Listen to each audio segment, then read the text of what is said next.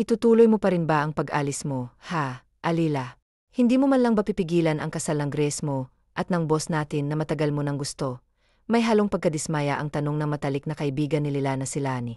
Gayon kasi ang araw ng kasal ng kapatid niya at ni Rian, ang boss niya sa construction company na pinagtatrabahuhan niya.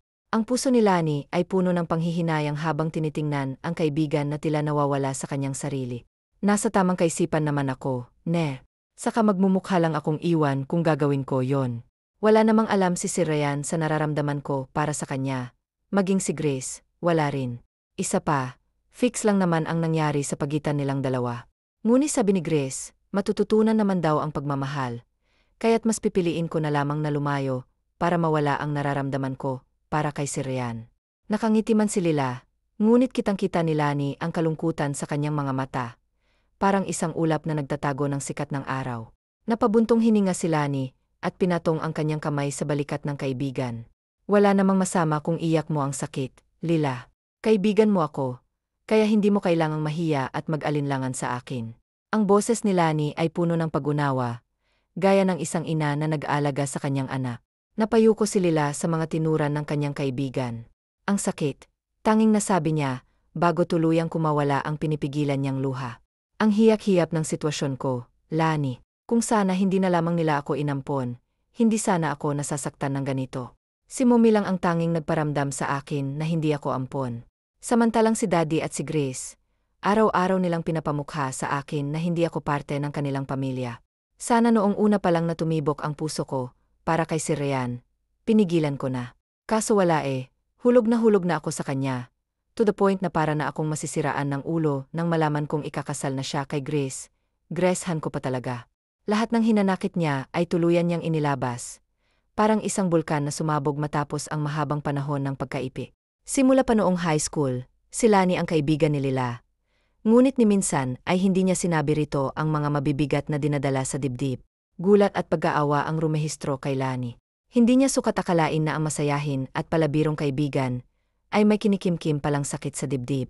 Naturingan pa siyang kaibigan, ngunit wala siyang kaalam-alam sa pinagdaanan na matalik na kaibigan. Samantalang kapag siya'y may problema, palagi itong nariyan sa tabi niya, handang makinig at umalalay. Bakit ngayon mo lang sinabi, Lila? Kung sana ay noon mo pa sinabi sa akin ang bigat ng dinadala mo, di sana natulungan at nadamayan pa kita. Kaibigan mo ako, nangako tayong walang sikreto, hindi ba? Niyakap niya ang lumuluhang kaibigan at hinagod-hagod ito sa likod. Para bang pinapakalma ang isang batang takot na takot. Mula ngayon, magiging sandalan natin ang isa't isa. Kung saan ka paroroon, sasamahan kita. Naputol siya sa pagsasalita nang kumalas si Lila at mariing umiling, sapagkat hindi ito sang-ayon sa kanyang mga tinuran. Ako lang ang aalis, Lani. May kapatid kang kailangan mong suportahan. Sapat na sa akin ang pagdamay mo sa akin. Pakiusap lang na huwag mo nang ipilit na samahan pa ako. Dahil hindi rin naman ako papayag. Nais kong maglakbay ng mag-isa. Kailangan kong hanapin ang sarili ko. Kailangan kong makalimot sa lahat-lahat. At patawad kung hindi kita isasama doon. Sana'y huwag mong ipagdamdam, dahil ang pagsasama natin bilang magkaibigan ay nagawa kong lihiman ka. Samantalang ikaw, naging open ka sa lahat ng nangyayari. Sabi nga, magkaibigan tayo at kailanman ay hindi yun magbabago. Pero sana maintindihan mo ang desisyon kong limutin ang lahat. Tumulo ang luha ni Lani sa mga binitawang salita ni Lila. Hindi niya may tatanggi ang sakit na nararamdaman. Ngunit igagalang niya ang desisyon ng kaibigan. Sige, kung iyan ang palagay mong tamang gawin, susuportahan kita. Hiling ko lang na sana sa muling pagbalik mo, wala nang magiging lihim at pagpapanggap sa pagkakaibigan natin. Pinahid ni Lani ang kanyang luha at ngumiti. Kahit na ang puso niya ay tila naglalagablab sa sakit. Mami miss kita, my one and only beautiful best friend. Nakangiti si Lila at sa kabila ng lungkot, napangiti rin siya sa mga salitang iyon. So paano?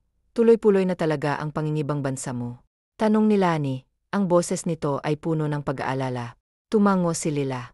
Magpapaalam na rin ako, dahil baka mahuli ako ng fly. Mag-iingat ka rito ha. Kapag pinaiyak ka ng boyfriend mo, sabihin mo sa akin at ora mismo uwi ako. Bigyan ko lang siya ng black pabiro niyang sabi, na nagpahaba ng nguso ni Lani sa inis. The Great Pretender, Lila Andrada, sagot ni Lani na tila nag-alangan. Ngunit may bahid ng katuwang ng ngiti. Tama ito, siya ang pinakamahusay sa larangan ng pagpapanggap. nagpapanggap na okay lamang siya, kahit na ang totoo ay durog na siya. Ingat ka sa biyahe mo ha. Kapag naroroon ka na, tawagan mo ako, huwag kang makakalimot kundi susundan kita doon. Banta nito sa kaibigan, na napangiti na lamang sa mga salitang iyon. Tanging pagtango ang naitugon ni Lila sa kaibigan, bago sila tuluyang magpaalam sa isa't isa. May luha sa kanilang mga mata nang tuluyan silang maghiwalay. Sa muli, naglihim na naman si Lila sa kanyang kaibigan.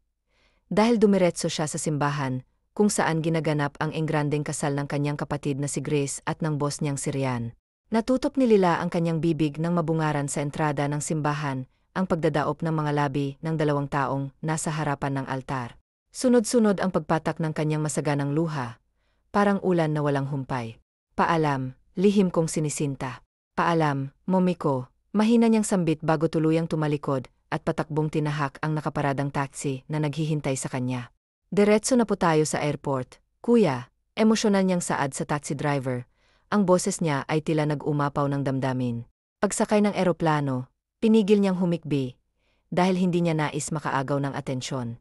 Idinaan niya sa pag-idlip ang sakit na kanyang nararamdaman. Ngunit ang mga alaala ay tila mga multo na bumabalik sa kanya. Ang tapik ng flight attendant ang nagpamulat kay Lila. Nakangiti itong sinabi sa kanya na lumapag na ang eroplano, kaya kailangan niyang bumaba. Nagpasalamat muna siya sa flight attendant bago tuluyang kunin ang kanyang bagahe at bumaba ng eroplano. Sa pamamagitan ng online, nag-apply siya sa papasukan niyang clothing company. Agad siyang tinanggap dahil sa mga pinasa niyang design ng iba't ibang gown, dress, at business attires. Bukod sa pagiging architect, pangarap din niyang maging designer. Isang Pilipinong manager ang humawak sa kanya, kaya't hindi nahirapan si Lila sa unang araw ng trabaho. Isinubsob niya ang kanyang sarili sa trabaho, hanggang sa hindi niya namalayang umabot na pala siya ng kalahating taon. Let's have lunch together, Lila. Pag-aaya ng Amerikanong paminsan-minsan kumakausap sa kanya. Ito lang ang katrabaho niyang pinapansin siya. Ngunit hindi siya kailanman nag-atubiling makipagkaibigan. Mas pinili na lamang niyang maging mag-isa. Pagkatapos ng trabaho, agad siyang umuwi sa tinutuluyang apartment. Thanks, Natalie, but I'll have to finish this one first before I take my lunch. Anya na ikinasimangot ni Natalie. I'll wait for you then. Pamimilit pa nito. Ngunit umiling si Lila kaya walang nagawa si Natalie, kundi ang mag-isa na lamang kumain. 3 klase ng wedding gown ang idinisenyo ni Lila, at nang matapos niya ang napakaganda't eleganteng wedding gown, ipinasa na niya ang design sa kanyang head manager, upang ito na ang siyang magbigay sa kanilang na pumili sa kanya, upang gawan ng disenyo ang Hollywood actress na kaibigan nito. Ang bawat sinasahod ni Lila ay iniipon niya. Wala siyang ni isang binibili, para sa kanyang sarili. Tanging pagkain na $30 lamang ang kanyang pinagkakagastusan. May mga dayuhan na ibang lahi ang nagtatangkang maging nobyo siya.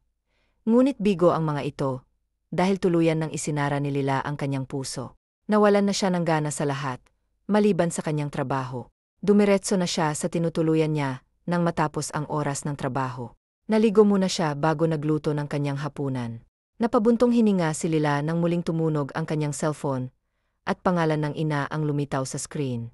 Hinayaan niya lamang na magring ang kanyang cellphone, hanggang sa tuluyan na sigurong mawalan ng pag-asa ang mumi niya. Nang matapos ang tawag, in-off niya na ang kanyang cellphone at nagpatuloy sa pagluluto. Mahigit 1 taon na ang nakakalipas. Ngunit ni minsan ay hindi niya tinanggap ang tawag ng ina. Ayaw na niyang magkaroon ng kahit na maliit na komunikasyon o balita tungkol kay Grace at sa lalaking lihim niyang inibig. Tahimik na kinain ni Lila ang adobong niluto niya. Ang bawat kagat ay tila walang lasa. Matapos ay hinugasan ang pinagkainan at pinuntahan ang kanyang komputer nang makatanggap siya ng email mula sa isang hindi inaasahang tao. Binuksan niya ang mensahe at halos mapahinto ang kanyang puso sa gulat. Isang wedding invitation mula sa kanyang kaibigan na si Lani ang naroon. Ikakasal ka na pala, congratulations, Lani. Pero pasensya ka na, pero hindi ako makakauwi. Sambit niya sa sarili sabay delete ng inemail sa kanya ng kanyang kaibigan. Maging si Lani ay hindi niya sinasagot o kinakausap, para bang tinakasan niya ang lahat. Sa ganitong paraan, mas comfortable siya. Ganito ang buhay ni Lila, kakain, maliligo, papasok sa trabaho, uwi at matutulog. Walang kulay ang kanyang buhay. Sumapit na rin ang Pasko, ngunit nagmukmok lamang siya sa loob ng kanyang kwarto. Katabi ang unang puno ng Pasko at nagpapatugtog ng mga Christmas songs, mag-isa. Nakakasawa ng mabuhay, Malungkot niyang sambit bago pawiin ang luhang pumatak sa kanyang mga mata. Successful na ako. Marami na rin akong pera at makakaya ko nang magtayo ng sarili kong shop o boutique. Ngunit bakit hindi ako masaya? Bakit ang lungkot-lungkot ng puso ko? Nakalimot na ako sa lalaking gusto ko. Ngunit hindi ko pa rin magawang maramdaman ang ligaya. Nagpatuloy si Lila sa pagtatanong sa kanyang sarili, habang umiiyak. Maliban na tinakasan ko ang takot at tangamba ko. Dapat ba hinarap ko sila, kahit alam kong ikakasakit ko? At tuloy sa pag-agos ang kanyang luha, hanggang sa nakatulugan niya, na ang magkausap sa kanyang sarili. Umabot na rin ang isang taon ng pagiging mag-isa niya. Tulad noon, pag-uwi niya galing sa trabaho, may natanggap na naman siyang tawag mula sa isang unknown number. Sa isiping baka importante o tungkol sa trabaho ang tawag na iyon, sinagot ni Lila ang tawag. Matapos masagot, narinig niya ang boses sa kabilang linya. Para siyang binuhusan na malamig at nagyayalong tubig. Sana sa huling hininga ko, makita man lang kita, anak, mahal kong anak, nang hihinang sambit ng kanyang ina, na may malala ng karamdaman. Natutop ni Lila ang kanyang bibig sapagkat nagulat siya, na may hindi pala magandang dinaramdam ang inang nagparamdam sa kanya ng pagmamahal. Ang inang umaruga at nagbigay ng kulay sa maganda niyang buhay noon. Ang inang handang umagapay, kahit pa alam nitong hindi naman talaga siya tunay na anak. Agad na nag-impeke si Lila. Pagkatapos, nagpabook siya ng flight pabalik ng Pilipinas. Through email, ginawa niya ang kanyang resignation letter. Matapos noon, nagpaalam na siya sa landlady na alis na siya. I'm so sorry, ma'am, kung tiniis ko po kayo. At tawarin niyo po ako. Sana mahintay niyo pa po ako at sana hindi pa po huli ang lahat sa pagbabalik ko diyan. Patuloy siya sa paghiling na sana makasama niya pa na matagal-tagal ang kanyang ina. Paglapag ng eroplano, agad siyang tumayo. Isang bagahe lang naman ang kanyang dala, kaya't hindi siya nahirapan. Nang tuluyan ng makababa ng eroplano, naipikit ni Lila ang kanyang mga mata. Kaya mo yan, Lila, 1 taon na rin ang nakalipas. Anya sa sarili, bago tuluyang humakbang patungong exit. Kuya, sa Velasco Village nga po, sabi niya sa taxi driver. Tumango naman ito, at sa pag-aakalang malayo-layo pa ang biyahe, ibinaling ni Lila ang kanyang paningin sa labas ng sasakyan. Habang tumatakbo ang taxi, ang mga alaala ng kanyang nakaan ay unti-unting bumabalik. Ngunit sa pagkakataong ito, may pag-asa na siyang dala. Dito na lang po, kuya, sabi ni Lila. Huminto naman agad ang taxi, kaya kumuha na siya ng pera. Keep the change na lang po. Anya sa driver na napangiti sa kanya ng wagas.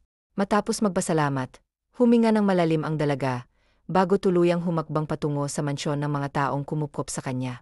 Nakasarado ang pinto, kaya kinakailangan niyang kumatok.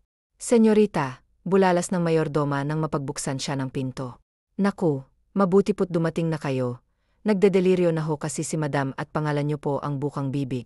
Hindi na natapos ng mayordoma ang mga dapat pa sana nitong sasabihin.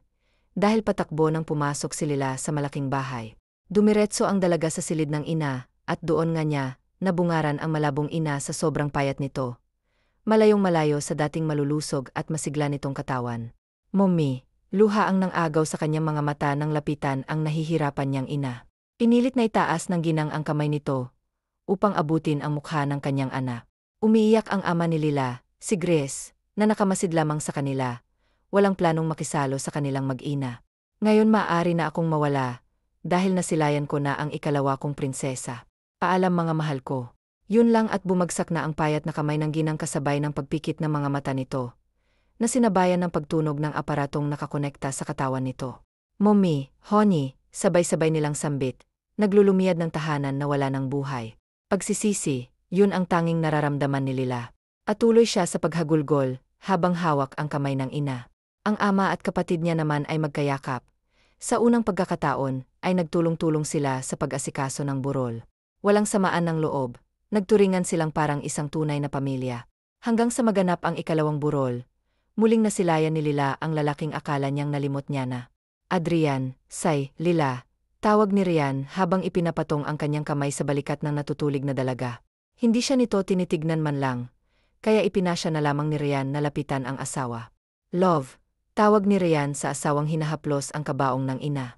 Humarap sa kanya si Tanya at niyakap siya. Umiyak sa kanyang bisik. Hinaplos naman ng marahan ni Rian ang likod ng humihigbing asawa. Walang pag-ibig sa pagitan nilang dalawa, kahit na inabot na ng 1 taon ang kanilang pagsasama. Umaakto lamang sila kapag nasa harap ng maraming tao. Nakikiramay po ako sa inyo, Dad, seryoso man ngunit nawaroon ang paggalang na batiin ni Ryan ang ama ng kanyang asawa. Salamat, iho. Kung maaari lang, sana'y samahan mo munang umuwi itong anak ko, para makapagpahinga naman siya. Magdamag ng walang tulog si Tanya, ngunit ayaw niyang iwanan ang mumi niya, kaya pakisuyo na lang, baka makinig sayo. Anito na agad namang sinunod ni Ryan. Nilapitan niyang muli ang asawa, at hinapi ito sa biwang upang bulungan. Uwi na tayo. Ang bahay na ating tinutuluyan ay bigay pa ng namayapang ina ni Tanya. Minsanan lamang akong umuwi sa kanilang bahay, at kung kailan ako umuwi, siya namang pag-alis ng asawa ko, napabor naman sa akin. Ni minsan ay hindi tinangkang pakialaman ni Ryan ang kanyang asawa, dahil para sa kanya, ay wala namang pag-ibig sa pagitan nilang dalawa, kaya't walang rason para mag-isa sila. Uwi na muna tayo, para makapagpahinga ka na, mahina ang bulong ni Ryan kay Tanya. Sasabay ba tayong magpapahinga? Garalgal na ang boses ni Tanya, nang tanungin ito ng asawa sa mahina ding tono. Napabuntong hininga muna ang lalaki bago tumango, kaya't umaliwalas ang mukha ng babae. Thanks, love, nakangiting anito at yumapos sa asawa. Hindi umimik si Ryan hanggang sa bumitaw na sa kanya ang asawa. Nagpaalam lang muna sila bago tuluyang umalis. Naisagad na hindi niya inaasahang kapatid pala ng asawa niya. Iba kasi ang apelidong gamit ni Lila sa ginagamit na surname ng kanyang asawa nung dalaga pa ito. Purong ngiti ang ibinigay ni Ryan sa dalaga nang salubungin nito ang tingin niya. Ngunit agad din namang nagbaba ng tingin nang mapansin ito ni Tanya. Nang tuluyang makalabas ang mag-asawa, saka lamang nakahinga ng maayos si Lila. Nasapo niya ang dibdib, dahil sa napakabilis na pintig nito. Masama to iling-iling na anya sa sarili. Magkape ka muna, senyorita, alok ng mayordoma sa dalagang nakadukdok sa lamesa. Nagangat naman ng tingin si Lila at tinanggap ang kape. Salamat po, manang, tipid ang ngiting anya. Umupo ang matandang katulong at tinapik sa balikat ang dalagang amo. Ayoko man sanang sabihin to sayo, senyorita. Ngunit kabilin-bilinan kasi sa akin ni madam na sabihin sa yung isiwalat ang pangangaliwa ni senyorita Tanya. Mabait na tao si Sir Ryan at hindi niya deserve ang maloko lamang ng asawa. Bukod pa ho doon, nais ni madam na matapos na ang napagkasunduan noon, upang maging malaya na rin si Sir Ryan sa pangmamanipula nito. Nanlaki ang mga mata ni Lila sa isiniwalat ng mayordoma. Ngunit nanatili itong kalmado, dahil hindi niya nais na makakuha ng atensyon. Ituloy niyo lang po, manang, mahina niyang usal, na tinanguan naman agad ng matandang mayordoma. Matapos ang burol, magpapaalam na ako. Binigyan ako ni madam ng panimula, kaya't sobra-sobrang laki ng pasasalamat ko sa kanya. Ibinilin rin ni madam na huwag kang tutuloy sa inyong mansyon, oras na mawala siya, dahil mamanipula ka lamang umano ng senyor.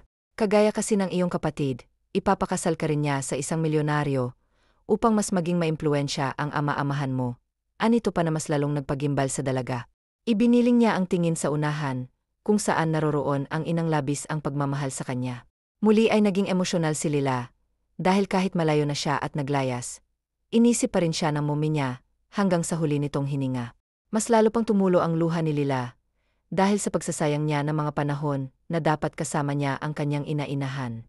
Ngunit nang sumagi ang tingin sa kanya ng kanyang ama-amahan, agad na nagbago ang ekspresyon ng mukha niya. Napuno na ba ng galit at hinanakit ang puso niya. Naiisip niyang baka malaking bagay ang lalaking iyon, kaya't mas lalong nagkasakit pa ang mumi niya. Kesa mag-iyak, pinilit ni Lila na tatagan ang loob niya. Naging seryoso siya habang sinasalubong ang mata ng ama-amahan niya, at mukhang ganun din naman ang ginoo sa kanya. Nagpasalamat muna si Lila sa mayordoma, bago tumayo upang sanay lumabas. Ngunit naharangan siya ng kanyang ama-amahan, kasama ang lalaking matangkad na nakapang-opisina. May kailangan ho ba kayo? Malamig ang boses ni Lila nang itanong iyon sa ama. Nawalan na talaga siya ng amor sa kahara. Ngumiti ng peke ang ama-amahan ni Lila, at inakbayan ang dalaga. Gusto ko lang sanang ipakilala sa iyo itong si Chris. Pinsan siya ni Ryan, anak. Damang-dama ni Lila ang kaplastikan ng tawagin siya nitong anak. Bagay na ni minsan ay hindi nito ginawa sa kanya noon. Nagbaba ng tingin ang dalaga at saka palihim na umira. Tumikhim si Chris at naglahad ng kamay. Kay lamig ng boses nito. Tiningnan niya ang palad nitong nakalahad at alanganing tinanggap, na nagpalaki ng ngiti ng ama-amahan ni Lila. It was nice to meet you, Tris. I'm Lila, by the way. I'm the adopted daughter of this man. Baling niya sa ama-amahan na nagpawala ng ngiti nito sa labi. Sa isang taon niyang paninirahan sa Amerika, natutuhan na niyang maging palaban. Ibinaon niya ang pagiging duwag, iyakin, at pagiging mahina. Excuse me, but I have to go. Saad niya bago pa niya tuluyang malampasan ang mga ito. Tinawag ng Ginoo ang pangalan ni Lila, ngunit hindi na siya nilingon ng dalaga. Kahit na isang beses man lamang, tanggap niya na naampon siya pati na kung paano siyang tratuhin nito. Ngunit nakatatak na rin sa utak ni Lila na ibabalik niya lamang ang lahat. Ituturo niya rin na ibang tao ang Ginoo. Patawad po, Mommy, ngunit hindi ko po sigurado kung makakabalik pa ako. Pero pangako po, darating ako sa araw na gaganapin ang paghatid sa iyo sa huling hantungan. Mga katagang binitiwan ng luhaan ang dalaga, bago tuluyang sumakay sa dati niyang kotse, na iniregalo pa sa kanya ng kanyang ina noong tumuntong na siya sa 18. Nag-check-in na muna si Lila sa isang lodge. Dahil malalim na rin ang gabi, at wala na siyang mahahanap na apartment na maaari niyang upahan. Ayaw kasi ni Lila sa mga kondo, dahil kahit na mapera na siya at kakayanin ang pagbili ng unit, nanghihinayang siya sa laki ng perang mawawala sa kanya. Bago matulog, nag-iwan muna si Lila ng mensahe sa kanilang mayordoma upang dalhin nito ang kanyang mga gamit bago mag-umaga.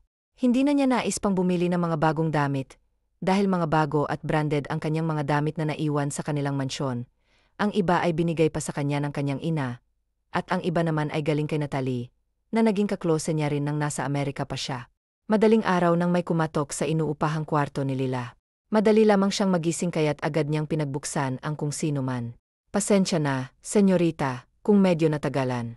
Hinintay ko pa kasing makatulog ang senyor bago ako umalis. Ani ng mayordomang ginang. Nilakihan ni Lila ang pagkakabukas ng pinto, at pinapasok ang ginang. Maraming salamat po, Manang.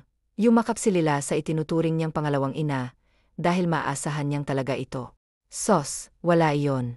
O siya, magpapaalam na ako, dahil baka mahuli ako ng senyor, malilintikan ako. Mag-iingat ka, senyorita ha. Hinaplos ng ginang ang pisngi ni Lila, kaya napangiti na matamis ang dalaga. Muli siyang nagpasalamat bago tuluyang umalis ang mayordomang ginang. At dahil maaga na, umiskapo na si Lila upang maghanap na maaari niyang tuluyan. Kumain muna siya ng almusal bago nagpatuloy sa paghahana. Hindi naman siya nahirapang makahanap na matutuluyan, kaya laking tuwa niya. Nagdaon ng pang-2 buwang upa si Lila sa landlady, na ikinatuwa naman na matabang babae. 8 oras na nang ipasya ni Lila. Ina muling subukang mag-apply sa Serdeno Construction Company, kung saan dati siyang nagtatrabaho. Suot ang ibinigay ni Natalie sa kanyang vinclose white dress, na umabot lamang sa may taas ng kanyang tuhod, na pinatungan niya ng coat, ay taas na siyang humakbang papasok na mataas at matayog na gusali. Manipis na makiup lamang ang inilagay niya sa kanyang mukha, dahil natural na siyang maganda. Isa pa ang makinis at maputi niyang balat na mas lalong tumingkad noong nanirahan siya sa Amerika. Lila E. Bakas ang pagkagulat sa mukha ng dati niyang kasamahan sa trabaho. Isa ring architect ang babaeng lumapit sa kanya. Ikaw nga. Gags, ang ganda-ganda mo na noon, maganda ka lang. Ngayon, Diyosa ka na. Hala ka girl, pa-autograph naman na starstruck ako sa'yo. Uy, ani pa nito na ikinahihiya naman ni Lila E. Mag-a-apply lang sana ako ulit. Napakamot si Lila E. sa kanyang batok lalo na nang mabaling ang tingin sa kanya ng mga dumaraan na empleyado. Ngi. Mag-artista or model ka na lang girl, dahil yun naman ang mas bagay sa beauty mo. Anito pa nang makarinig sila ng baritonong tikim. Kilalang-kilala ni Lila E. ang boses na yon kaya halos matuod na naman siya ngunit pinigilan niyang sarili. Dahil kailangan niyang matanggap sa trabaho, sapagkat may kailangan siyang gawin na ibinilin ng kanyang ina. Bring your application at MY office, Miss Costan, ma-autoridad na saad ni Ryan. Kaagad namang tumalima si Lila, ipinagtataka niya pa, kung bakit ito maaga gayong narinig niya ang ipinangako nito, sa asawang sabay silang magpapahinga. Nagkibit balikat na lamang ang dalaga. Matapos marating ang opisina ni Ryan, sit down, seryosong saad ni Ryan nang tuluyang makapasok sa kanyang opisina, ang kapatid pala ng kanyang asawa. Magalang namang sinunod ng dalaga ang tinuran ng lalaki. Binuklat ni Ryan ang folder ng application nga ni Lila E. at saka, yun isa-isang binasa ng kanyang isipan. Lihim siyang natuwa sa mga achievements nitong natanggap. Occupied na ang pwesto ng lahat ng mga architects ko. Ang tanging available na lang ay ang pwesto ng nagresign kong sekretarya, dahil sa nagdadalang tao na ito. Formal na sambit ni Ryan. Bawat katagang binibigkas ng labi nito ay talagang sinusundan ni Lila. Inapapalunok na lamang ang dalaga nang matapos ito sa pagsasalita. Pwede ako sa kahit na anong posisyon, sir, anya na ikinatango ng seryoso ng binata. Puntahan mo muna ang orientator, para malaman mo ang lahat ng kailangan mong gawin. Mamaya hihingin ko sa iyo ang sketches ko, dahil kailangan ko na yun bago mag-lunch break. Ani pa ni Ryan habang pinaglalaruan ang ballpen na hawak. Kape po, sir. Professional na tugon ni Lila Sir. May kailangan pa po ba kayo? Magalang niyang tanong. Make me a pour black coffee bago ka pala pumunta sa orientator. Diretso ang tingin ni Ryan sa mga mata ni Lila. Inang ipag-utos niya na ipagtimpla siya nito ng kape. Sige po, nakangiting saad ni Lila bago tuluyang lumabas. Niyuko ni Ryan ang kanyang cellphone na sunod-sunod ang pag-vibragrace. Iritang anya ng patuloy sa pagtawag sa kanyang asawa. Hindi niya may off ang kanyang cellphone dahil may inaasahan siyang tawag kaya't upang tumigil na ang asawa niya, ay sinagot na niya ang tawag nito. What? Bakas ang iritasyon sa kanyang tono na nagpabunok hininga sa kabilang linya. Come on, say it dahil may hinihintay akong importanteng tawag. Madiing anya pa. Mas importante pa kaya sa akin na asawa mo. Damang ni Ryan ang pagtatampo ni Tanya, ngunit wala siyang pakialam. Napahilamos siya bago ikinelma ang sarili. And now with your dramas. Tanya, dahil hindi na ubra pa sa akin yan. Ikinasal tayo, yon ay dahil sa papalubog niyong kumpanya. Sinalo lamang kayo ni Daddy, dahil magkaibigan sila ng daddy mo, at ang kapalit nga, ay ang pagpapakasal sa atin, na nagdulo sa akin na malaimpyernong buhay. Alam kong alam mo, yan ngunit pinapaalala ko lamang sa, dahil mukhang nakakalimutan mo na. Harsh man ang mga tinura ni Ryan, ngunit kinakailangan niya, yun gawin upang tigilan na siya ni Tanya. Rinig niya ang paghikbi ng nasa kabilang linya, kaya't binabaan na niya ito. Saktong paglapag niya ng kanyang cellphone, ay siya namang pagbalik ni Lila, at dala nito ang kapeng hiningi niya. Thank you, tipid niyang sabi, bago ikampay ang mga kamay sa hangin, upang iparating sa bago niyang sekretarya, na lumabas na ito. Nagdiretso naman si Lila, sa desk ng orientator, at hiningi at inalam ang lahat ng dapat na kailangan niyang malaman. Sinulat ni Lila, ang lahat-lahat ng mga sinabi ng kanyang kaharap. Ibinigay rin nito ang mga schedule ng kanilang boss. May meeting pala siya with the senators, para sa gagawin nilang long road. Anyan ang isulat ang huling schedule ng kanyang boss, para sa ngayong araw. Bumalik sa pwesto si Lila, isalabas lamang ng opisina ng C. Kaya tumunog ang telepono niya, agad niya itong sinagot. Nakahanda na ba ang schedule ko for today, Miss Velasco? Ani Ryan na nasa kabilang linya. Yes, sir. Mamaya po after lunch ay may meeting kayo with the senators. Pagbibigay alam niya rito. Anything else? Tanong pang muli ni Ryan. Wala na po, sir, magalang na anya. Kaya ibinaba na ni Ryan ang linya ngunit muli na naman itong tumunog kaya't agad sinagot muli ni Lila Sir, may nakalimutan pa po ba kayong ibilin? Bumili ka na ng pananghalian na kakasya para sa 2 tao.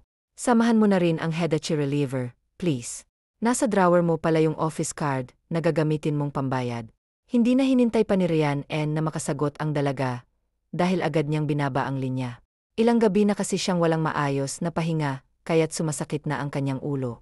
Nag-alala naman si Lila dahil mababakas talaga sa boses ng kanyang boss na may iniinda ito.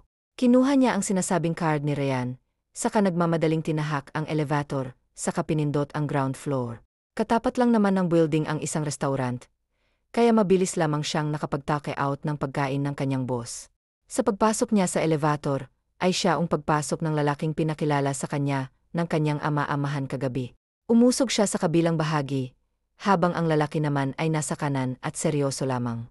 Pinindot na nito ang 15 TA floor, kaya inisip ni Lila, ina ito ang makakasabay ni Ryan sa pagkain ng ipinabilin pagkain. Magpinsan kasi sila anyan ang kanyang isip nang biglang tumikhim ang kasama niya sa elevator. Hinarap niya naman ito ngunit nakataas ang isa pa niyang kilay.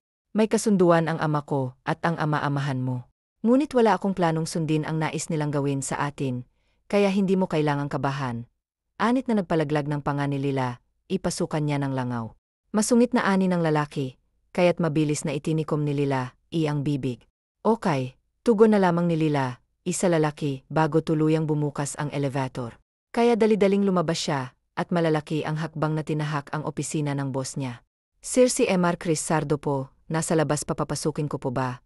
Pagbibigay alam ni Lila, isa kanyang boss nang ilapag niya, sa maliit na lamesang katabi ng sofa ang mga pagkaing binili niya. Nangunot naman ang noon ni Ryan, dahil hindi niya naman inaasahan ang pinsan na darating ngunit tinanguan niya pa rin ang bago niyang sekretarya. Tumalikod sa kanya ang dalaga, kaya pinagmamasdan niya ang mga supot na pinaglalagyan ng mga pagkain. What brought you here? Walang ganang tanong agad ni Ryan nang pumasok na ang nakapamulsa niyang pinsan. Nothing, I'm just bored, that's why I'm here. Anitot sa kapabagsak na naupo sa sofa at tignan ang mga nasa supot. Is this our lunch? Ngising tanong ni Chris na inirapan naman kaagad ni Ryan. May kailangan ka kaya't sabihin mo na dahil kilala kita ang talipandas ka, hindi ka basta-bastang lalapit sa akin nang walang dahilan. Bagot na ani ni Ryan, kaya't napaismid si Chris. Fine, ang totoo niyan sasabihin ko lamang sa iyo ang planong pagfamo sa akin at niyang sekretarya mo. Anito na nagpaigting ng panga ni Ryan. Napatayo siya at saka lumapit at tumabi sa pinsan. Pumayag ka ba? Interesadong tanong niya, na agad namang iniling ni Chris, kaya't nakahinga na maluwag si Ryan. May nililigawan ako at siya lang ang gusto kong iharap sa bahay ng Diyos. Anito pa naikikin tango-tango naman niya. Tumayong muli si Ryan at saka bumalik sa kanyang upuan. I am also here to inform you that your wife is having an affair with my colleague. Anip ang muli ni Chris na hindi man lang pinangangambahan ni Ryan.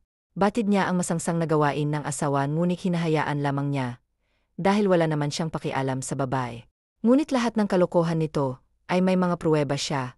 At isang buwan niya na rin ipinasa sa korte.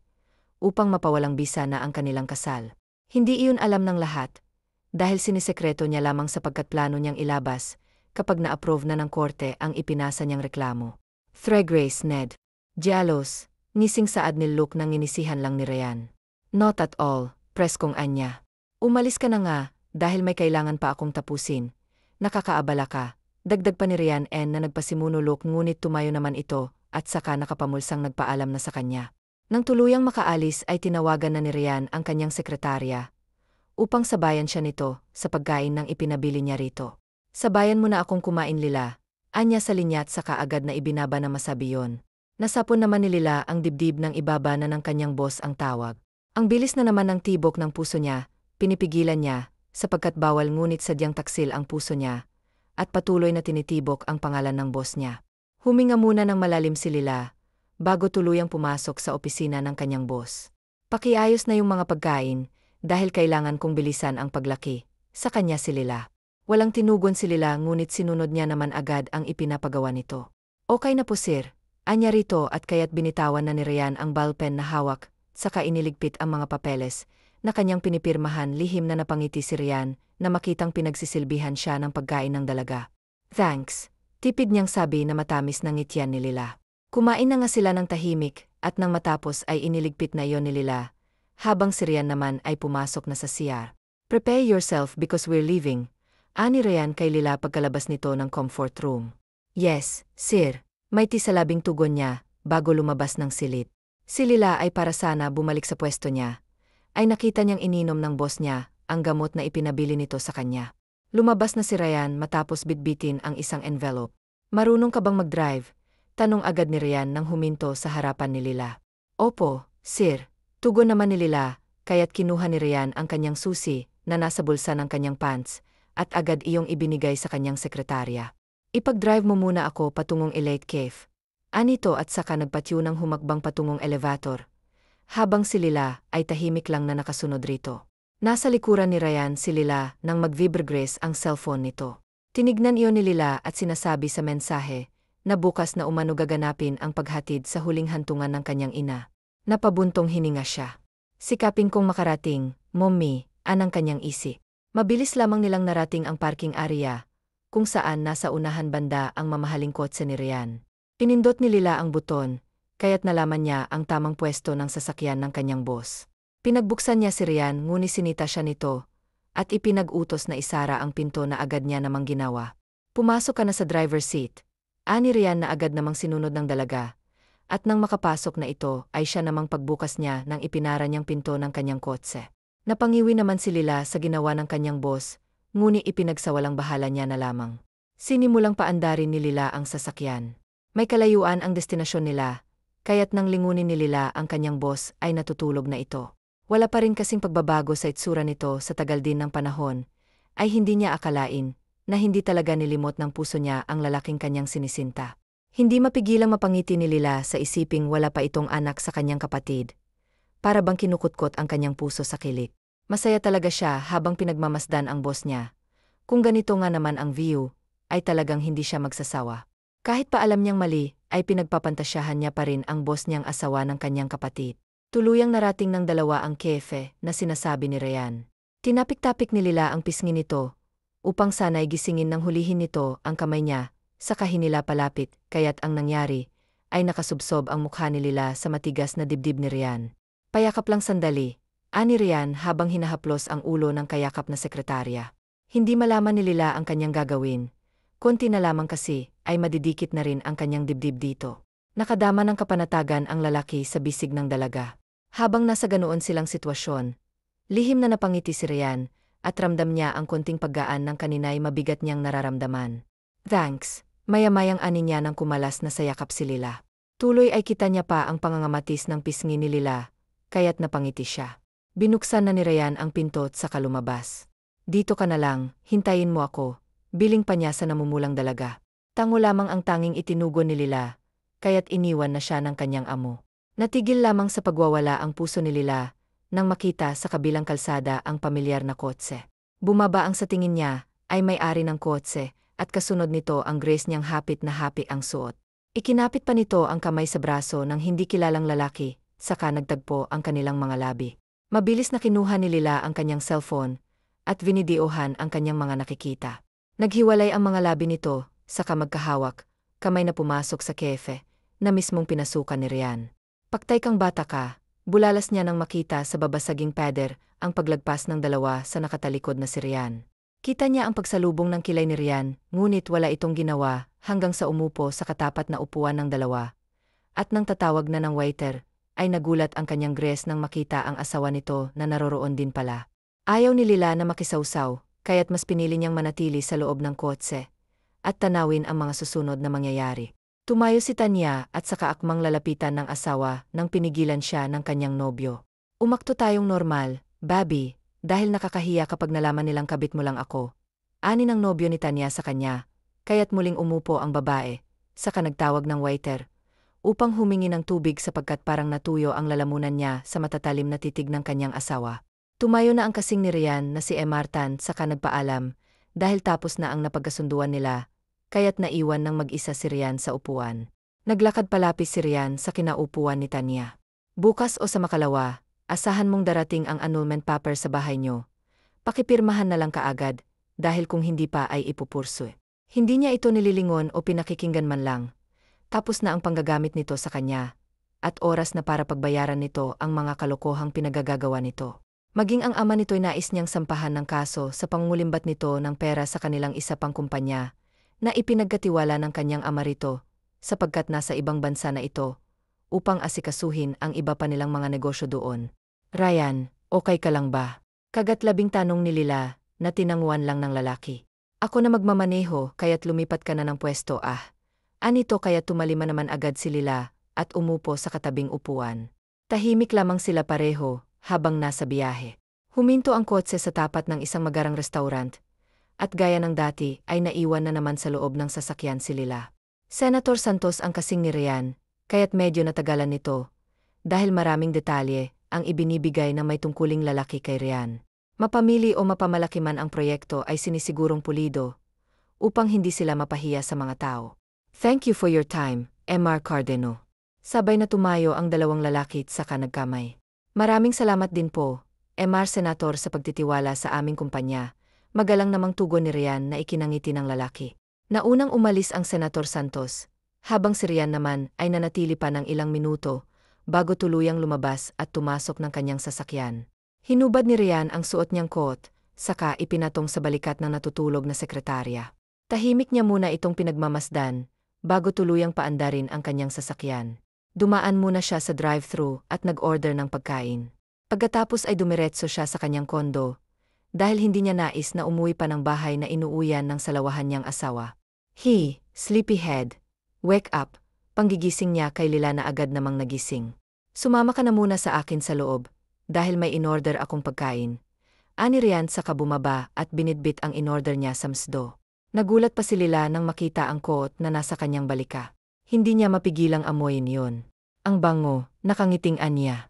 Kinatok ni Ryan ang bintana ng sasakyan, kung saan nakaupo si Lila, kaya't nabura ang ngiti nito sa labi, saka dali-daling bumaba, para sumunod sa kanyang boss na ang bilis-bilis maglakad. Umiinom ka ba? Kaliligo lamang ni Ryan at tumutulo pa ang tubig sa maskulado nitong katawan. Gusto sanang sumagot agad ni Lila, kaso natuon na ang mga mata niya sa mabatong tiyan ng kanyang boss. Pwede mong hawakan kung Grace temp ka, ani Ryan habang may nakausling ngisi sa kanyang labi. Natauhan naman si Lila at agad na nag-iwas ng tingin. Pasensya na ho, sir, nahihiyang ani niya. Gusto niya nang magpalamon sa sementong kanyang inaapakan sa sobrang kahihiyan. It's okay, everyone admires me, baliwalang anito.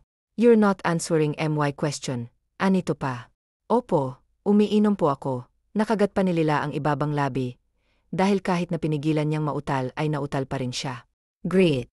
Pagkatapos nating kumain, samahan mo akong uminom, tipid ang ngiting sambit pa ni Ryan. Tinanguan na lang ni Lila. Bakit man lang ang kinain nila at matapos ngang kumain, ay hinanda na ni Ryan ang kanilang inumin. Kumuha si Ryan ng 2 San Mig Light, dahil hindi niya nais na malasing ang kanyang sekretarya, sapagkat babiyahe pa ito pauwi. Hire, teke mas magandang iyan lang ang inumin mo, dahil hindi naman yan nakakalasing. Inilapag ni Ryan ang 2 bote ng San Mig sa kanya, binuksan ang kanyang unang bote ng beer. Gusto rin sana ni Lila na mag-beer din ang siyang inumin niya, ngunit mukhang walang plano ang boss niyang bigyan siya. Kaya't nilagok niya na lamang ang San Mig na hindi man lang napapangiwi. Sanay kasi sa alak si Lila, dahil nung nasa Amerika siya, ay alak ang naging sandalan niya. Alak yan hindi tubig, natatawang puna ni Ryan ngunit nag-oksig lang sa kanyang dalaga, dahil patuloy ito sa paglagok. Bakit nga pala basta ka na lang umalis at ni magpaalam sa akin na boss mo? Hindi ka nagpaalam. Through email mo pa talaga ginawang resignation letter mo. Nasamid si Lila sa itinanong sa kanya ni Ryan. Iniwasan niyang usapin na yon, kaya pinilit niyang ilihis ngunit makulis si Ryan, at gusto nitong malaman ang kanyang dahilan. Huminga ng malalim si Lila, bago tignan sa mga mata ang boss niya. Dahil sa lalaki, paninimula niya na hindi naman kinuha ni Ryan, kaya't nagpatuloy siya. Kinasal na siya kaya't upang makalimot, mas pinili ko na lamang na umalis hanggang sayon. Nangyari ngang hindi ko inaasahang mangyari kay Mommy, kaya't bumalik ako, kahit na ayoko na sana. Ibinaba ni Lila ang unang bote na naubos niya, saka kinuha ang isa pang bote at agad na tinungga. Akala ko nga hindi ko na siya gusto Akala ko tuluyan ko na siyang nalimot.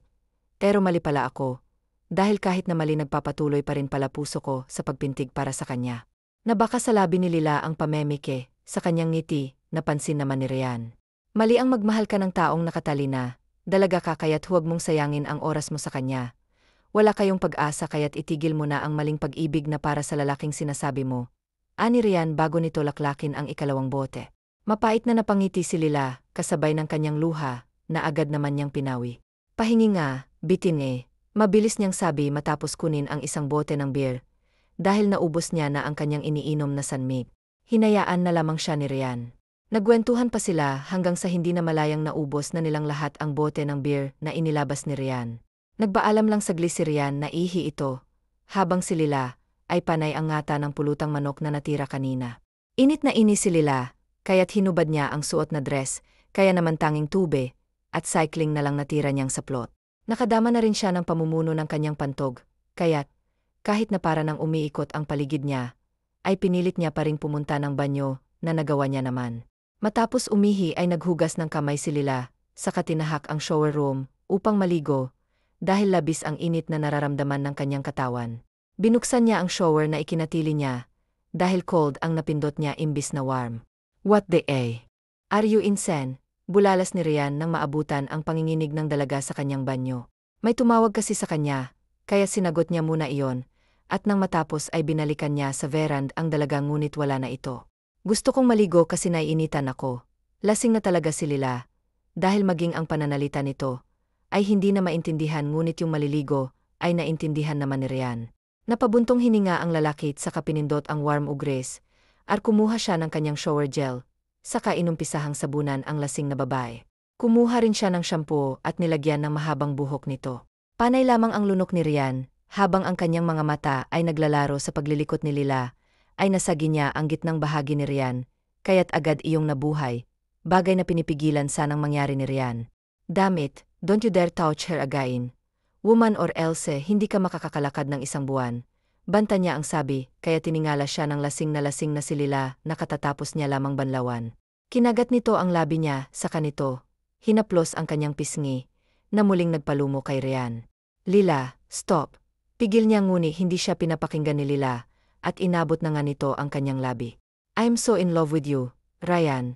Tumulo ang luha ni Lila nang sabihin niya sa pagitan ng kanilang mga labi. Nagula si Ryan ngunit hindi niya na nagawang rumak, dahil pinalo na ni Lila ang kanyang mga palad sa pribadong parte ni Ryan. Luluhod sanang dalaga na mariing pinigilan ni Ryan, dahil hindi niya nais na gawin nito ang pinaplano sa 3 dekada ni Ryan na nabubuhay sa mundo. Ni minsan hindi niya naranasan ang makamundong gawain, kaya't labis siyang nadadarang sa mainit na halik na kanilang pinagsasaluhan ng kanyang sekretarya. Hindi siya lasing dahil mataas ang tolerance ni Ryan sa alak. Isinandal ni Ryan ang dalaga sa salaming peder, saka mas pinalalim ang kanilang halik.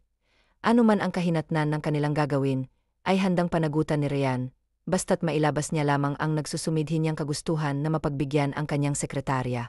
Gigil na sinira ni Ryan ang tube ni Lila. Bumaba na rin ang kanyang halik sa lig nito. Napapasabunot na lang si Lila sa buhok ni Ryan. Ito pa lamang ang una niyang karanasan, kaya't nangangapa pa siya ngunit, dahil sa malekspertong galawan ni Ryan, ay nakakasunod siya sa mga nais nitong ipagawa sa kanya. Igit matang tiniis ni Lila ang sakit. Masuyo siyang hinalikan ni Ryan, bago itutuloy ang umindayog. Inabot na sila ng madaling araw, bago nila ipa siyang tumigil na. Napangiti si Ryan nang humiga siya sa tabi ni Lila. Hinawi niya ang buhok na tumatabing sa maganda nitong mukha saka iyon pinakatitigan. Kung sana ikaw na lang ang inarrange sa akin, baka nakadalawa na tayong supling. Ani Ryan habang hinahaplos sa mukha ni Lila.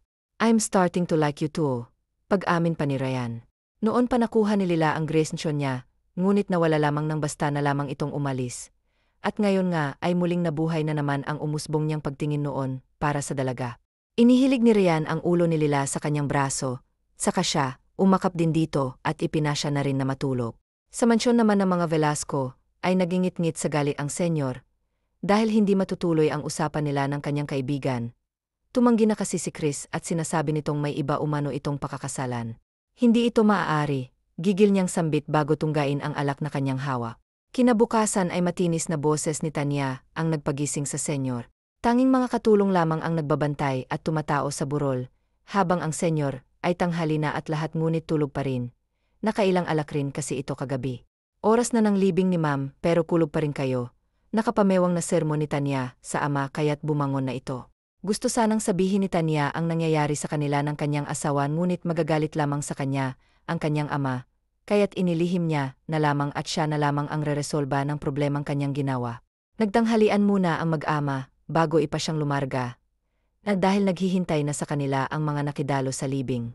Tinanghali naman ng gising si Lila, kaya't nang maalalang libing ng ina, ay agad siyang bumangon ngunit agad rin siyang napahiga dahil sa pananakit ng kanyang rosas. Ang sakit naman, tinalo ko pa yung binomba, ngiwi niya habang pinipilit na tumayo, dahil hindi maaaring wala siya sa mismong araw ng libing ng kanyang ina.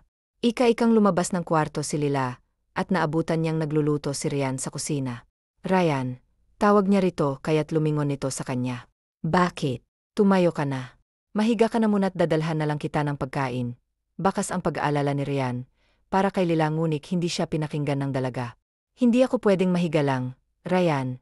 Ngayon ang libing ni Mumi at kailangan naroon ako, anya.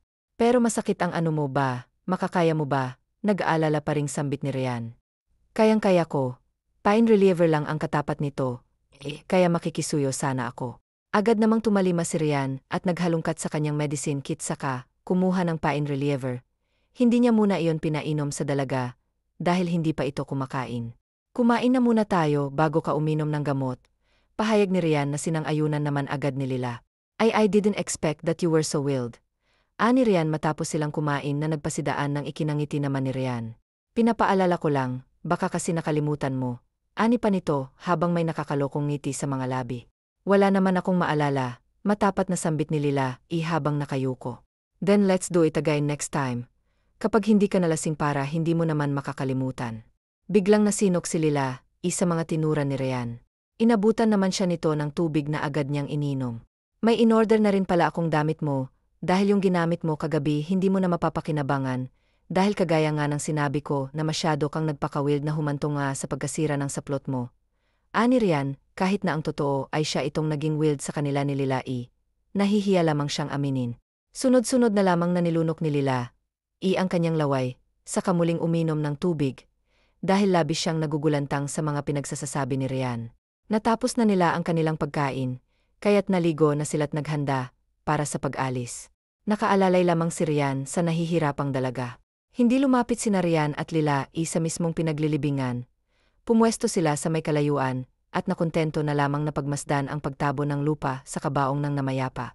Mahal na mahal po kita, Mummy. Pumatak ang luha ni Lila nang tuluyang matapos ang pagtatabon. Yakap siya ni Rian mula sa likod. Nang isa-isa nang nagsisyalisan ng mga nakikiramay, ay umiska po na rin ang dalawa dito. Dito nyo na lang po ako ibaba, si Rian. Nakayuko kong itinuro ni Lila ang apartment na kanyang tinutuluyan. Huminto naman agad si Rian. Inakala ni Lila inaalis na ito ngunit nagkamali siya. Dahil sumama ito sa kanya hanggang sa loob ng kanyang apartment. May kailangan pa po ba kayo? Hindi mo naman kailangang maging formal sa akin kapag tayong dalawa lang. Isa pa may nangyari na sa atin, kaya't huwag kang umakto na parang wala lang. Seryoso si Rian. Huwag ka na munang pumasok ngayon, dahil hindi mo pa kayang magagalaw. Bukas susunduin kita rito ng mga 7 oras. Ani pa ni Rian bago siya nito yakapin at gawaran na mabilisang halik sa labi. Natulala naman si Lila, isa ni Rian ni hindi niya namalayan ang tuluyang pag-alis nito. Natauhan lamang siya nang marinig ang papalayong sasakyan ng kanyang boss. Sorry po sa nagawa ko. Napahilamos si Lila dahil kinikilig siya. Naghahalo ang takot at saya sa kanyang puso. Takot dahil kasalanan ng kanyang ginagawa. Saya dahil sa wakas ay mukhang masusuklian na ang matagal niya ng damdamin para sa kanyang boss. Hindi dumiretso sa kondo si Rian, kung hindi sa kaibigan niyang abogado, na pinagkatiwalaan niya ang kanyang mga plano. O balita. Ayon agad ang bungad niya sa kaibigan nang pumasok siya sa opisina nito. Ngumiti naman ang lalaki saka ibinigay ang isang envelope sa kanya. Binuksan niya yon at nakita ang annulment papers na pinapagawa niya. Kailangan mapirma dahil okay na mga inireklamo mo para sa kanya. Mabilis lamang na mapapawalang bisa ang kasal niyo lalo at nalaman ko sa tauhang binayaran mo na nagdadalang tao na pala ito. Napangisi si Rian sa sinabi ng attorney. Kaibigan, magaling kang talaga. Salamat men, maasahan ka sa lahat ng bagay. Tumango ang attorney sa katinapik sa balikat si Rian. That's what friends are for. Pabirong ani ito at tinawanan naman ng tipid. Makakalaya na rin ako sa wakas. Totoo talagang kasabihang everything you've done good or bad has a price. Ani Rian na sinangayunan naman ang attorney. Nagpaalam na si Rian bitbit ang mga katibayan na isasampal niya sa mukha ni Tanya kung sakaling tumanggi itong pumirma sa annulment papers nila. Love, maluhaluhang bulalas ni Tanya na mapagbuksan si Rian. Akma sana siyang yayakap sa asawan ngunit hinawi siya nito sa kanilagpasan. Sumunod naman si Tanya kay Rian N na patungong salas. Sagndis, malamig na tura ni Rian N nang ibigay kay Tanya ang envelope. Takang binuksan ni Nick ang envelope, saka kinuha ang laman na nagpabiling ng kanyang mga mata. No, I won't sign it Ryan. It was only a mistake. One mistake lang para maghiwalay tayo. Come on, let's fix this love. It was just a misunderstanding. Abutin sana ni Tanya ang palad ng asawa, ngunit sinamaan siya nito ng tingin, kaya't napaatras siya. Kabagsak namang inilatag ni Rian naipon niyang ebidensya na mga kataksilang pinagagagawa nito. Nasapon ni Tanya ang bibig na makita ang kanyang mga litrato, kasama ang iba't ibang lalaki sa ibabaw ng kama. Ang iba'y kahalikan niya ngunit ang mas nakakagulantang ay ang obay ni result niya. No, this can be no. Hysterical na nito habang patuloy na umiiling. Kinuha ni Rian ang ballpen na nasa kanyang bulsa saka iyon inilagay sa palad ni Tanya sa ini. Bago pa maubos ang pasensya ko, isang tawag ko lang sa tao ko Tanya, magiging viral ang mga malalasong video nyo ng mga lalaki mo. Bakas talagang labis na galit ni Rian, hindi dahil sa pagtataksil ng kanyang asawa ngunit, dahil sa pagmamatigas nitong pirmahan ng annulment papers nila. Sagnit Tanya, napasigaw na siya, kaya tinanggap na ni Tanya ang ballpen sa labis na takot kay Rian nanginginig ang kanyang mga kamay habang pinipirmahan ng papel. Tumulo ang kanyang luha nang matapos niya na ang pagpirma. Now we're officially done. Huwag kang mag-alala, dahil hindi naman kita ipakukulong. Hindi naman ako ganon kasama, para idamay ang batang dinadala mo ngunit ang ama mo mabubulok sa bilangguan. At kapag nalaman kong nakialam ka sa kaso na isasampa ko, mapipilitan akong pabulkin ka rin sa bilangguan. Madiin ang bawat letrang binibitawan ni Rian. Walang ibang ginawa si Tanya, kung hindi ang umiyak na langmang. Kinuha ni Neil yung annulment papers, saka walang imik na nilisan ng bahay na dati minsan niyang inuuyan. Ados muli niyang sabi, bago pumasok sa loob ng kanyang sasakyan. Upang bumalik sa kaibigan ng sa ganun, ay maipasa na nito sa nakakataas and maaprubahan na. Al-isa oras na matapos ni Ryan ang lahat ng kailangan niyang gawin upang mapawalang bisa ang kasal nila ni Tanya. Gusto niya sanang puntahan si Lex, ngunit iniisip niya na lamang na baka nagpapahinga ito, kaya tumasok na lamang siya sa kanyang kumpanya at nagpa-deliver na lamang ng pagkain. Pinadalhan niya rin ng pagkain si Lila at nag-iwan rin siya ng mensahe sa dalaga na magpagaling ito. Inumpisahan na ni Ryan na libangin ang sarili upang hindi na muna maisip ang kanyang sekretarya. Nagtagumpay naman siya, ngunit kapag wala na siyang ginagawa ay bigla na lamang sasagi sa kanyang isipan ng dalaga ng ngiti si Ryan, habang napapailing na sasabay kasi siyang muling masilayan na maganda't maamong mukha ni Lila. Kinuha niya ang kanyang cellphone, sa katinignan ang isang kuha niya sa natutulog ng sekretarya. "I think I'm in love with you too," anya habang matamang nakatitig sa cellphone niya. Nang bigla yung magring ang Senator Santos ang tumatawag, kaya't agad niya sinagot. Napabuntong hininga si Ryan na matapos ang tawag, nais na kasing sisimulan agad nila ang ipapagawa nito sa kanya, samantalang ang usapan ay sa susunod na buwan pa. Tumayo na lamang si Ryan upang puntahan ang kanyang mga engineer.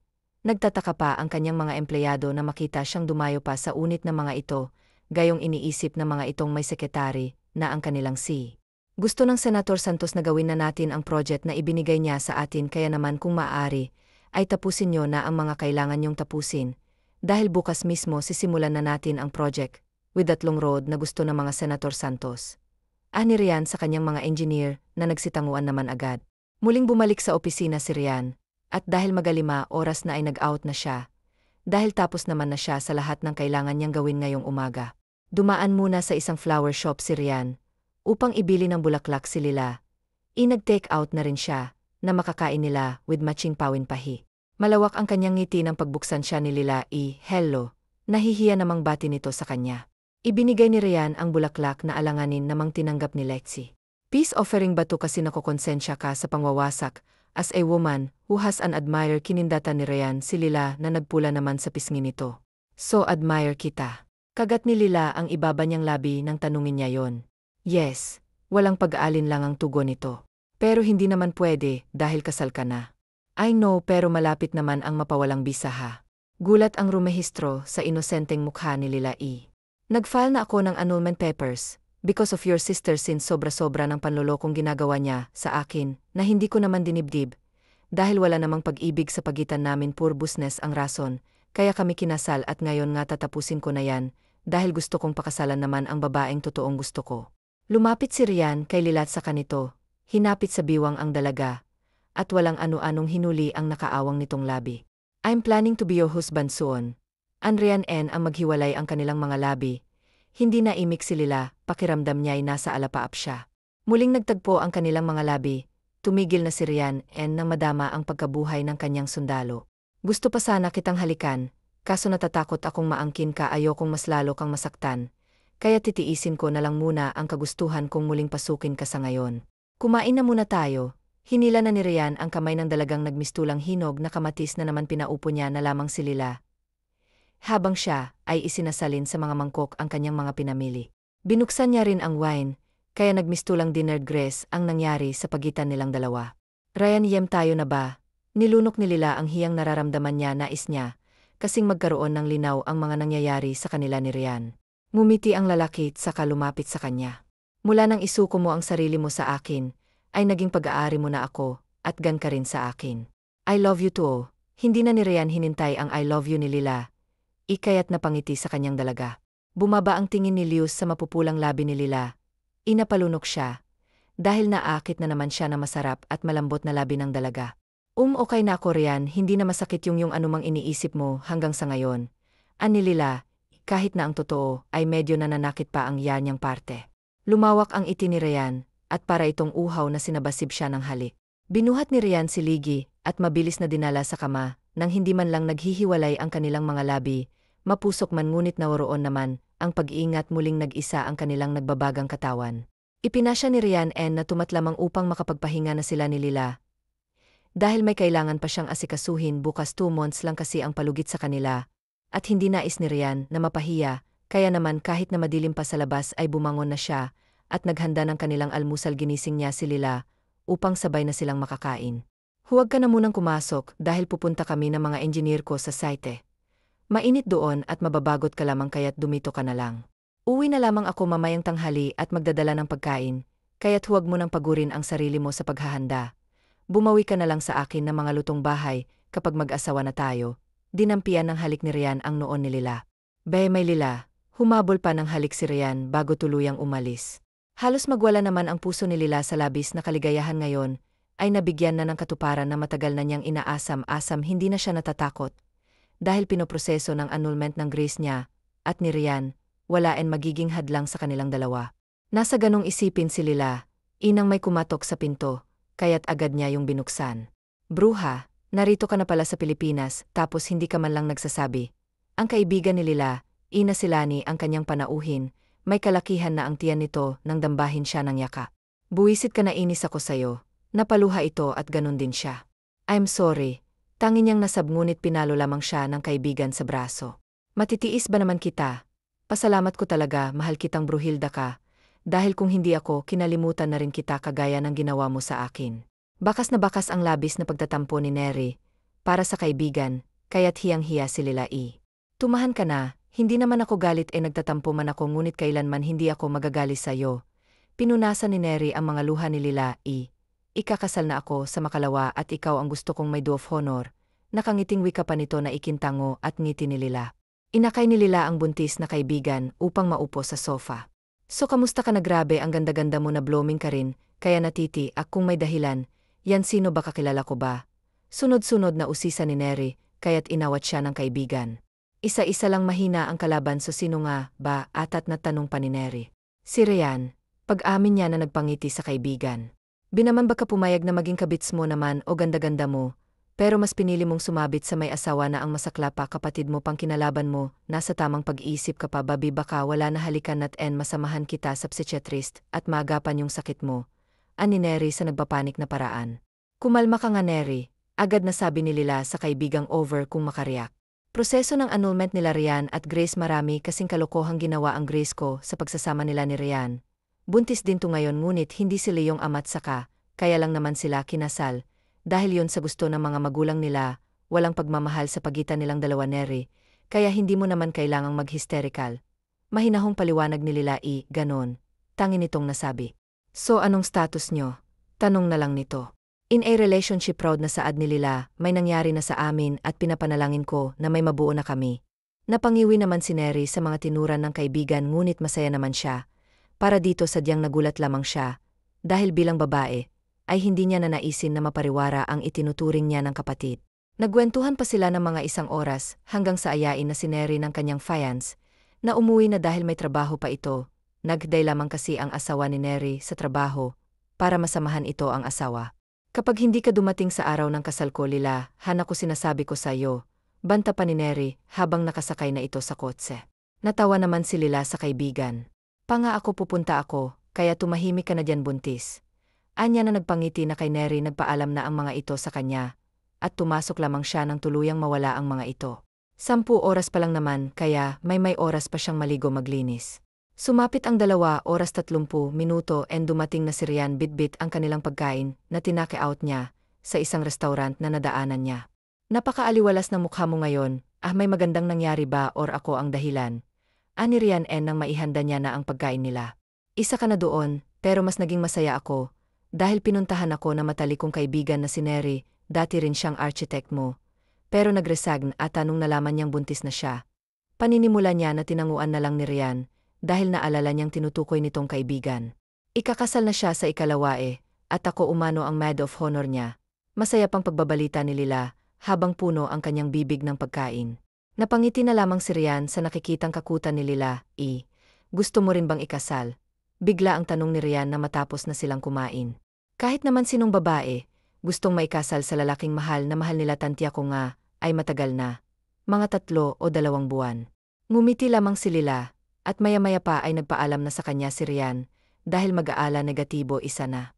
Nililibang na lamang ni Lila ang sarili sa panonood ng Korean drama sa kanyang cellphone, at hindi niya nga namalayang madilim na pala sa labas. Maghahanda na sana si Lila ng panggabi nila ni Rian, nang dumating itong may dala na namang pagkain. Hinalikan siya ni Rian sa labi, pagkatapos ay kinuha niya ang dala nito upang initin, habang si Rian naman ay nagpaalam saglit upang maglinis ng katawan, dahil maalikabok ito at may mga dumi pa sa damit, dahil tumulong si Rian sa kanyang mga trabahador upang mas mapadali ang trabaho. Naging mabilis ang paglipas ng mga araw, hanggang sa lumagpas na ang araw na dapat datnan si Lila. Natuwa siya sa isiping baka may laman ang tiyan niya, dahil wala silang palya ni Rian sa pag-iisa tuwing gabi kapag wala itong trabaho. Mahal, gusto ko ng pakwan. Padilim na nang umuwi si Rian, bigla siyang naglaway sa pakwan, kaya mas lalong sumidhi ang pag-akala niyang buntis na siya. Pakwan, bakit naglilihi ka na ba? Lumapit sa kanya si Rian at humalik sa pisngi. Nagkibit balikat si Lila. Halika, bumili tayo ng cravings mo at saka dumaan na rin tayo sa ospital, para malaman natin kung buntis ka na nga bang talaga. Mababakas ang excitement sa tono at mukha ni Rian, kaya't natuwa rin si Lila, at agad na sumunod sa sinabi ng asawa. Pagkabili nga nila ng isang buong pakwan, ay dumiretso na sila sa ubig-gain. Auwi na sana ang doktora, ngunit dahil si Rian ang kaharap nito, ay agad nitong ipinagpaliban ang pag-uwi upang mapaglingkuran ang mga ito. Positive. Congratulations, MR and MRS Sardo, nakangiting wika ng babaeng doktora. Napasuntok naman sa hangin si Rian at napapasigaw pa sa labis na tuwa. Pinupog niya ng halik si Lila at doon din mismo ay inaya niyang magpakasal ang babaeng mahal niya dahil natanggap niya na ang approval ng korte. Malaya na silang magpakasal ni Lila. Ryan, handang-handa na ako noon pa man na maging asawa mo. Madamdaming pagtanggap ni Lila sa alok ng kanyang nobyo na nakaluhod sa kanyang harapan. Napapangiti naman sa kanila ang doktora na kinukuhanan sila ng video, through life. At dahil isang kilalang tao si Rian, ay marami ang bumati, habang ang iba'y nagtataka. Kumalat ang proposal ni Rian kay Lila at nakarating nga iyon sa ama ni Rian. Ngayon ko na lang ulit nakita ang totoong ngiti ng anak ko. Anang ama ni Rian, habang pinanonood ng paulit-ulit ang video ng kanyang uniko iho. Ipinag-utos ng Ginoo ang pagbabalik niya ng Pilipinas, upang matulungan ang kanyang anak. May mata siyang nakabantay sa bawat kilos ng anak, kaya't alam niya rin ang nangyari sa pagitan nila ng ex-wife nito. Inggit naman ang makikita sa mukha ni Tanya, habang pinagmamasdan ang masaya niyang kapatid at ang dati niyang asawa. Nawala na ang lahat-lahat sa kanila. Ngunit hindi naman siya naghihirap ng sobra, dahil may kaya naman ang nobyo niya na yaman ang kanyang dinadala. Mabilis naman niyang itinigil ang panonood na makitang paparating na ang nobyo. Seloso ito at ayaw nitong nalalaman na inaalam niya pa ang buhay ng dati niyang asawa. Mahal niya naman ang nobyo ngunit mas mahal niya ang pera, at hindi nito maibibigay ang lahat ng luho niya. Ngunit dahil wala na siyang ibang matatakbuhan, ay nagstay na lamang siya sa piling ng nobyo. Ang senyor naman ay nasa bilangguan na dahil sa patong-patong nitong kaso. Suwail sa panini ni Rian, maging ang mga empleyado ng senyor ay nagrereklamo din sa labis na baba ng pasahod at sobrang grace pa ito. Taon-taong ipinapangako ang 13 TA month, na hindi naman nangyayari. Sumapit na nga ang kasal ng kaibigan ni Lila, inihatid lamang siya ng kanyang fiance sa simbahan, dahil may kailangan pa talaga itong tapusin. Minamadali na kasi ni Rian ang project nila, with the senators, para maasikaso niya ang kasal nila ni Lila. Naintindihan naman iyon ni Lila at natutuwa pa nga siya, dahil kahit na sobrang busin ito sa trabaho, ay hindi pa siya nito nakakalimutang paglaanan ng oras. Idineklara na ng pare na ganap na mag-asawa ang dalawang taong nagmamahalan, hanggang sa magdikit ang mga labi nito. Naunang pumalakpak si Lila at isinigaw ang congratulations, buntis, kaya nagtawanan ang mga bisita. Sa reception ay hindi nakisali sa pagsalo ng bulaklak si Lila, dahil wala naman ang kanyang fiance. Ngunit kahit na hindi siya pumila, ay kusang bumagsak sa kanyang mga tuhod ang bulaklak ng bride. Nahihiyang tumayo si Lila at lumapit sa kaibigan. Bruha ka, hindi na nga ako nakisali, pero bakit sa akin pa rin napunta to? Mahina ang usal ni Lila na ikinikilos na ikakasal. Iling-iling na lang si Lila, at pagkatapos nga, ay ang garter naman ang itinapon ng groom. Nanlalaki na lamang ang mga mata ni Lila, nang tumalon si Rian, para makuhang garter. May bahid pa ito ng semento ngunit hindi man lang iyong nakabawas sa kagwapuhan nito. Napapalakpak na husto si Lani, dahil talagang destiny ang kanyang kaibigan, at ang dating boss nila. Andyan ang suntubig mo bian, ani Lani sa mismong tenga ni Lila. Napangiti na lamang si Lila nang lumapit sa kanya si Rian, at pinaupo siya nito, saka ipinasok sa kanyang binti ang garter. Our next groom and bride, Emma Rian Sardo and Miss Lila Costan. Sigaw ni Lani kaya at nagpalakpakan ang mga dumalo. Kiss, kiss, dagdag na sigaw pa ni Lani, kay at nahihiyang tumayo si Lila, saka nagpahalik ng smack lang sa kanyang fiance. Oy smack lang, Bawi naman ani pa ni Lani, kaya pinandilatan na siya ni Lila na magpapaalam na pala kami dahil may check-up pa ako ngayon. Medyo nilakasan ni Lila ang pagpapaalam sa kaibigan, dahil may kalakasan ng tugtog. O sige, basta't balitaan mo ako kung kailan ang kasal nyo ha. Ahito na tinanguan na lamang ni Lila. Are you okay, honey? You look tired. Malambing na tanong ni Ryan, kay Lila nang makapasok sila sa kanilang sasakyan. Di naman. Irin ang tanong nito pagkatapos ay hinaplos sa pisngi. Okay naman hanon, medyo nahihilo lang. Tipid ang ngiting tugon niya, na hindi naman pinaniwalaan ni Ryan, dahil namumutla ito at namamawis ng butil-butil. You don't look okay hon, alalang saad pa ni Ryan na hilingan ni Lila. Ayos lang talaga ako hon, siguro parte lang talaga to ng pagbubuntis. Naniwala naman si Ryan, kaya pinaandar niya na ang kotset sa kadumiretso sa ospital, dahil ito ang ikalawang beses na lang dapat na magpapacheck, para maturukan si Lila ng antitetano at vitamins na rin. Medyo mababa ang matris mo, misis, kaya kailangan mong mag-double ingat para hindi mawala ang baby nyo. Payo lang na huwag ka na ring magpapagod at magpapa, dahil maaaring magkausiyon ng pagkapahamak ni Bobby saan ng doktora, kaya't nakadama ng pagkabahala ang mag-asawa. But don't worry, dahil malakas naman ang kapit ni Bobby. Paniniguro pa nito, kaya't napanatag na ang dalawa. Natapos ang check-up ni Lila, na naging sobrang pag-iingat at pag-alalay sa kanya ni Ryan. Sa mansyon na ni Ryan sila tumutuloy at saktong pag-uwi nila'y naabutan nila ang ama ni Ryan, na malaki ang pagkakangiti sa kanila. Dad, tanging lumabas sa bibig ni Ryan, kaya't natawa ang kanyang ama. Yes, the one and the only, ani ng ama ni Ryan sa kalumapit kay Lila. It was nice to meet you, iha. Bumaba ang tingin ng Gino patungo sa tiyan ni Lila. And also to you, little Wen. Marahang hinaplos nito ang tiyan Lila, at nang maramdaman ang pagpintig ng pulso nito, ay natuwa siya ng husto. Pumasok na muna tayo sa loob. Si Ryan ang nagsalita na sinunod naman ni Lila at ng kanyang ama. Pinadiretso ni Ryan ang kanyang fiance sa kanilang silid, dahil nais niyang makausap ng saril na ng ama. Alam kong iniisipan mo ako ng hindi maganda anak, ngunit maniwala kang masaya ako, para sayo, kung hindi ko pa nga napanood sa video, ang pagpupropose mo, hindi ko malalaman ang mga kaganapan. Anito kahit na ang totoo ay upgrade siya sa lahat ng kilos ng kanyang anak. So kailan mo pala planong ganapin ang kasal nyo? Usyoso pa ng ama niya.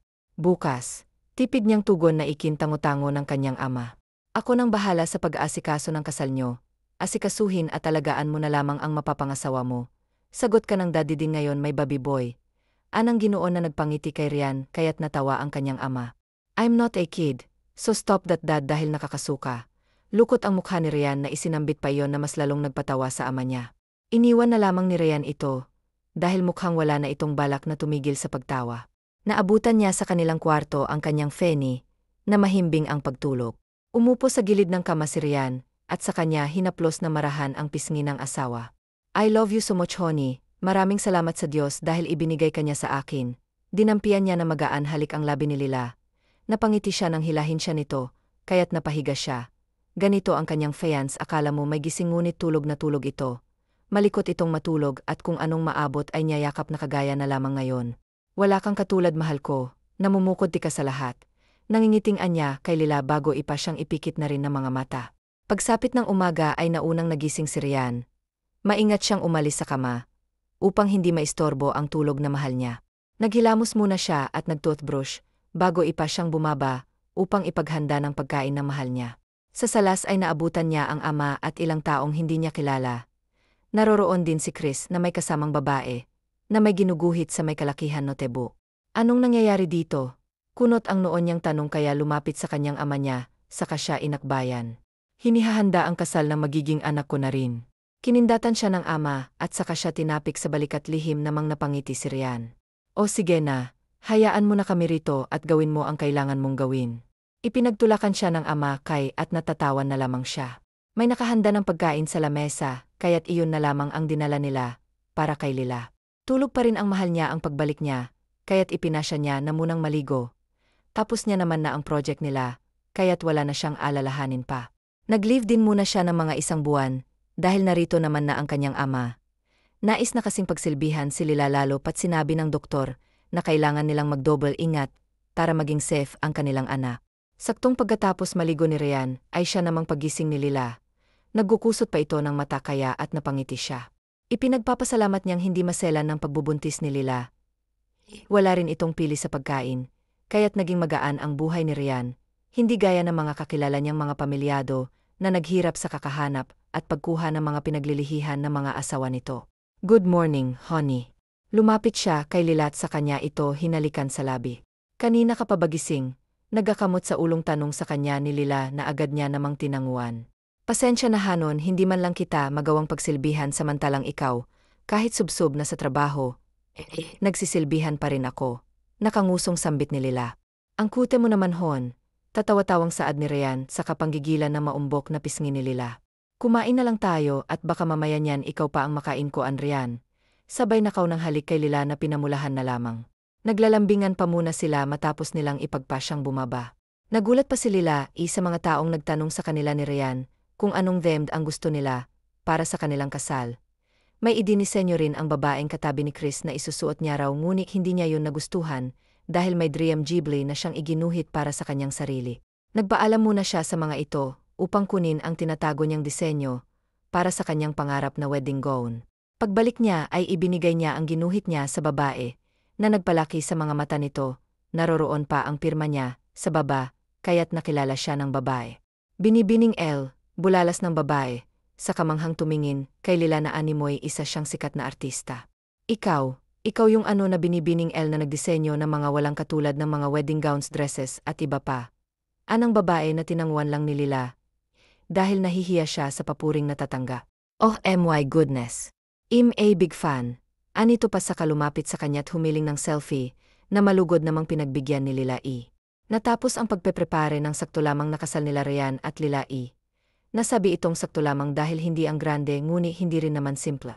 Nagsimula ng humakbang si Lila palapit sa kanyang groom, habang nakahawak siya sa braso ng ama ni Ryan, nakangiti sa kanya na matamis si Ryan, habang hinihintay siya nito. Nagkikislapan ng mga kamera, kaya't medyo nasisilaw siya ngunit nanatili lang siyang nakangiti. "Hindi kaya mapunit ang bibig niyang anak ko," iha sa sobrang lapad ng ngiti niya. Pabulong na tanong ng ama ni Ryan, kay Lila kaya't natawa ang bride. "Biro lang ihabatid kung sobra-sobra, lamang ang sayang nadaman ng mahal kong anak." Nito, sa kapinisil ang kanyang kamay na ikinangiti niya. Narating na nila ang pwesto ni Ryan, kaya't ibinigay na ng Ginoo ang palad ni Lila, isa kanyang anak.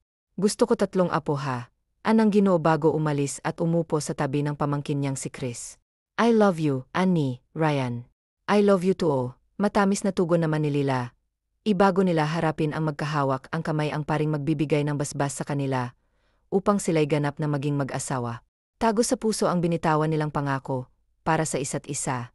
Nagpalitan na rin sila ng singsing hanggang sa tanungin sila ng pari, kung tinatanggap ba nila ang isa't isa na mabilis nilang tinugon ng ido.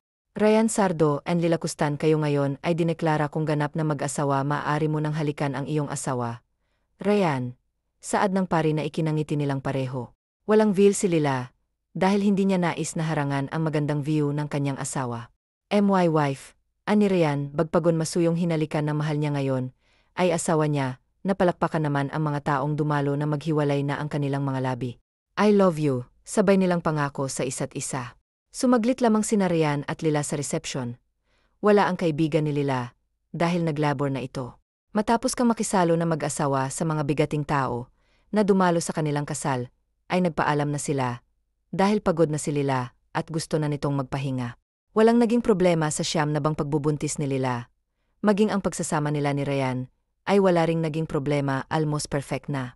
Na-deliver na nga ni Lila ang kanilang kambal na sanggol. Hindi ni Lila kinaya ang normal delivery, kaya't kinakailangan siyang ikaryan. Nanalig at kumapit si Ryan sa Diyos na sana maging okay ang mag-ina niya, dahil kahit na pinilit niyang samahan ng asawa sa operating room, ay hindi naman siya pinayagan ng mga doktor. "Diyos ko, huwag niyo pong pababayaan na mag-ina ako." Taimtim na hiling ni Ryan sa harapan ng altar nitong ospital. Napatayo siya bigla sa ibinulong ng ama niya na ligtas na nailabas ang kanyang kambal. Wala umanong malay ang kanyang asawa ngunit okay naman daw ang vitals nito, ngunit hindi na panatag si Ryan, at patakbong tinahak ang pinaglipatan ng kanyang mag-iina. "Oh, please wake up." Mahina niyang hinahalik-halikan ang noon ang asawang walang malay. Ang ama niya ang nagbabantay sa kanyang kambal, at maya-maya pa ang nagising na rin si Lila, kaya't laking pasasalamat ni Ryan. "Nasaan ang mga anak natin noon?" Paos na tanong agad ni Lila, kaya't lumapit sa kanila ang kanilang ama. Karga ang isa nilang anak na babae, habang ang isa naman ay kinuha ni Rian. Napangiti si Lila at kasabay ay ang pagtulo ng kanyang luha, dahil sa sobrang saya. Inilagay sa kanyang dibdib ang kanyang kambal na at maluha-luha niya, yung dinampian ng madahan na halik sa noo. Mga anak ko, Princess Luciana Mari at Princess Leticia Ferry, mahal na mahal kayo na mama, walang pagsila ng sayang na darama nila. Maging ama ni Rian ay naging emosyonal at nagsisisi sa maling desisyon na ginawa nito sa nag-iisa niyang anak. Ngunit mabuti ang Diyos at gumawa ito ng paraan, upang maging sila pa rin sa huli. Wakas. TNNANET. Lexi Lila Neri Lani Leo Ryan 8, CA. Grace ni Catania Ginoong Leo, Chaka Lexi. Miguel Luke Chris Ginang Lucille, M. Kalexi. Maria Emar, Chua Emar, Tan Senator Santos Alison Natalie Colin Adrian.